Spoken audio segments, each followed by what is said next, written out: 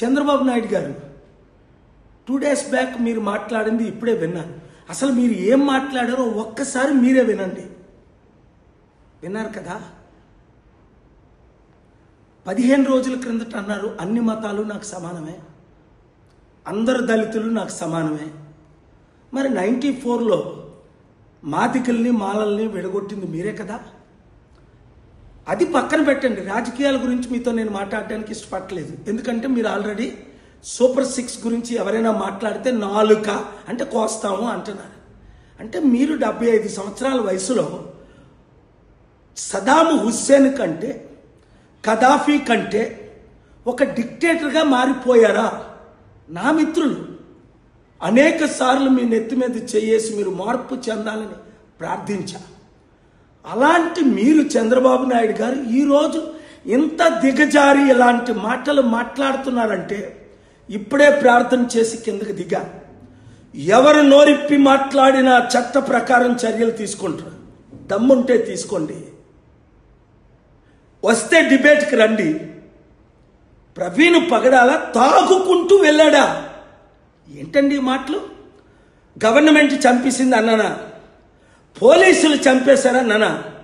ఒక్క మాట వినిపించండి. నేను మీకులాగా మతిమరిచి మాట్లాడట్లేదు.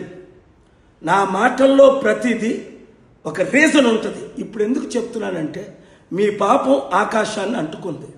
ఇది ప్రజాశాంతి పార్టీ అధ్యక్షుడిగా చెప్పట్లేదు.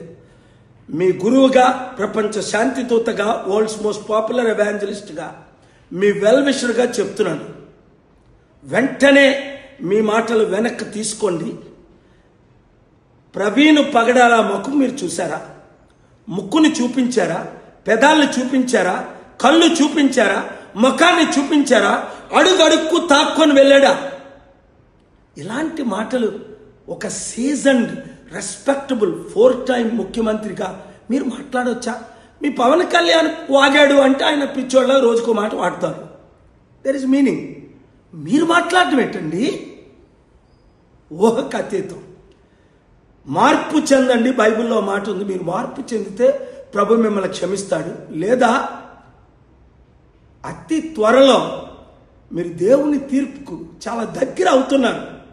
నేను ఎవరెవరికి ఇలాంటి వార్నింగ్లు ఇచ్చానో వారందరూ మార్పు చెందిన వాళ్ళు బ్రతుకున్నారు. మార్పు చెందిన వారు దేవుని ఉగ్రతకు పాలయ్యారు. నాతాను ప్రవక్త బైబిల్లో దావీదుని హెచ్చరించినప్పుడు నాతాను మాటలు విని దావీదు మార్పు చెందాడు గనక దేవుడు ఆయన క్షమించాడు. సాలమన్ లాంటి ఒక గొప్ప మహారాజుని ఆయన ద్వారా ఈ ప్రపంచానికి పంపించాడు. మీరు బాగుపడాలని కోరుకుంటున్నాను. లేదా మీ గోతిని మీరే తవ్వుకుంటే నాశనం అయ్యేది మీరే.